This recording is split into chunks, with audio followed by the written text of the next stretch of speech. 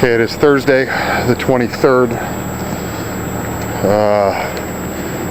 We got a call that from Gilbertson that Dave Everist had been taken off his claim by federal marshals. I'm out here. It's about 10 o'clock. 10 o'clock or 10:30 maybe. He is gone. So obviously what the information Gilbertson gave us was accurate, that federal marshals have come in and they've taken Dave out of here.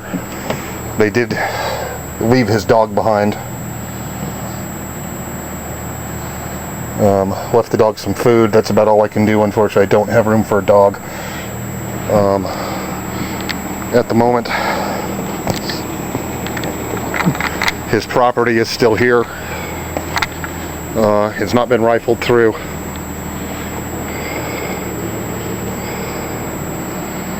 Food's still here, dog's still here. Like I said, the structures are still here at the moment. Everything's pretty much undisturbed.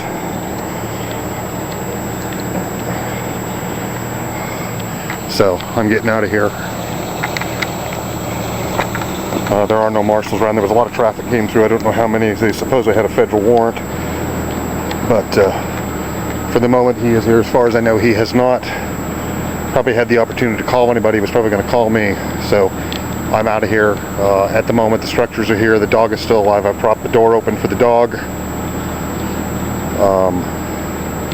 Left him some food. I hope he's fine with the bears. I really didn't want to risk him not being able to go back and forth. He'll at least have some protection. I'm out of here.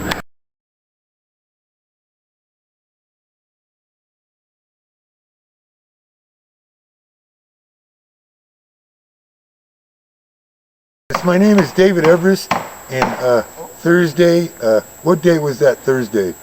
That was, I believe, the 23rd. The 23rd, Thursday evening, about 4:30 to 5 o'clock in the evening, Michael Gardner from the U.S. Forest Service, his captain, and two other guys, one transported me, I didn't catch his name, arrested me on an informational complaint. They did not have a warrant for my arrest. So did you ask them if they had the warrant? Yes, I did, and they said they had an informational complaint that Okay. I would get my charges in the morning when I was arraigned. So you weren't actually even being charged at that point. They were just dragging you in. They were dragging me in, and when I asked the deputies what I was being charged for, they had no idea. Secondly, when I was taken to the jail, when I first got there, I reported a crime that I was being kidnapped by the U.S. Forest Service to the officer that was intake of me. Is actually real in law enforcement, because I asked him, is he a deputy sheriff? So I reported a crime to him. I explained to him that I was a legislator ambassador from Jefferson Mining District, which he said he never heard of, and he didn't know if it was a government or not. And then they put me in a holding cell for hours. It was probably 10:30 before they booked me in the evening. And meanwhile, I talked to the desk sergeant. I did not get his name. I didn't get anybody's name because they don't really want to give it to you. So who actually transported you? Were they marshals? U.S. Forest Service transported me until I got to court on Friday morning, where when I was there until about lunchtime that I was going to be released, they transported me back to the jail by real U.S. Marshals, the real ones. Okay, so the only people who came to the claim were U.S. Forest Service. U.S. Forest Service, and when they came in, there was the captain. It's the Spanish name, so I can't pronounce it, but it's his captain. Michael Gardner is the one that made the arrest, and I didn't give him any resistance, and he thanked me for that. So what was the complaint about? The complaint was I was not following the cease and desist order. Regarding which elements of that? All of it, or? Regarding my occupation. They didn't tell me anything until the next day when I got into court. I was being charged with cutting timber unauthorized, except that I sent two notices in. I sent a notice in and gave them a date to answer it by.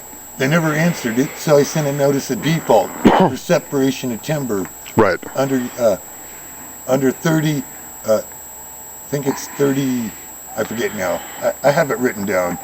But rather than get into all the things, I explained to them that the regulation they were charging me with was the underlying law was repealed. I told that to the sheriffs. They looked at me crazy until I got into court the next day, and I was talking to the marshals, and I told them to call the marshals in Portland. All right, I want to back up to when Michael Gardner transported me to the federal court from the county jail. On the way over, he was quite friendly to me, and I was talking to him. I said, you know, Don Ross is really in trouble for burning 2 RVs in a building that he burnt on me on Cat's Eye, and he agreed that was problematic for Don, that Don was in trouble over that. He didn't say what kind, but really, he's in so bad trouble that even Michael Gardner don't realize it, because that's 3 counts. Now, building a building you don't own is 90 months arson in state under Measure 11, and since it was my cabin, if I would have burned it, I wouldn't be in trouble for that. Well, yeah, it's your property. My property. But regardless, it's illegal for even an owner of an RV to burn it, and they burn it. And that's even for an owner that owns it. Yeah, it's because of the EPA restrictions and all that on... Right, and they burnt 2 RVs. 1 camper and 1 trailer. And so he did agree that was problematic for Don. So just to confirm, the only dealings you actually had with Jackson County was at the jail? At the jail. So Jackson County didn't come out on the claim. It was strictly U.S. Forest Service. It's strictly U.S. Forest Service. And the guy that transported me, when I got into jail, was reporting a kidnapping to the county deputy sheriff that was intaking me, is going through my property. He says, "Oh, so you're taking foreign aid?" And I said, "Yes, in a way I am." And it was my food stamp card. But because they ran me so poor, I got to eat somehow, so I'm required I got to do something somehow. Well, exactly. And so I think it was a little inappropriate for him to rub a food stamp card in my nose. Well, I agree too. Me. I couldn't say anything. You know, especially considering somebody who works for the government who is themselves on the take, if you ask me. Right, and probably as a G9, he probably makes, 50, 60,000 a year, not counting overtime. Right. And since they're the Forest Service in the summertime, they run 50 hours, 100 hours a week or whatever. I don't know what they run, but I know that they bill a lot of stuff is in my discovery that they bill a lot of overtime on me, investigating me, where they have no authority to investigate squat. Yeah, exactly. So let's go to your arraignment. What happened during the arraignment? They forced me to get out of jail to sign an agreement that I would get my stuff off in 2 weeks. They said if I couldn't do it, I'd get more time as needed. And they said that I wouldn't stay overnight at my home, and that I could go there and check on it. I was welcome to go into any part of the national forest, but I can't mine, I can't prospect. So basically your home's been taken and your livelihood has also been taken. Again, for the second time. Once again for the second time. Yes. So did you mention that you had talked to the sheriff about this situation in the past? They told me right when they got there that the sheriff was aware, but he wasn't coming, Sheriff Gilbertson. And they didn't mention that anything about why he wasn't coming when he said he would be there. So I think they might have lied to him. Well, they obviously did. They told him they had a warrant. Well, if they told him that, they lied to him, because they didn't have a warrant, because in order to get a warrant, they would have had to take me in front of a grand jury, and that's not the way they charged me. They charged me under informational complaint, meaning on the officer's signature. Correct, yeah. And nothing more. So was their main complaint the firewood you were using?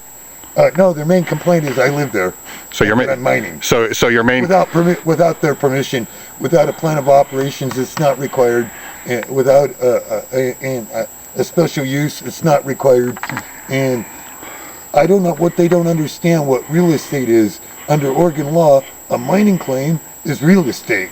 Absolutely. And it's also private property, not just real estate, where if you were in town living in your house, it'd just be real estate. It'd be real property and not real personal property. Exactly. So basically their problem is that you're asserting your rights under the 1872 Right, Act. and I'll tell you, I sent a notice of a constructive trust, and I named, well, there's so many names that are in there.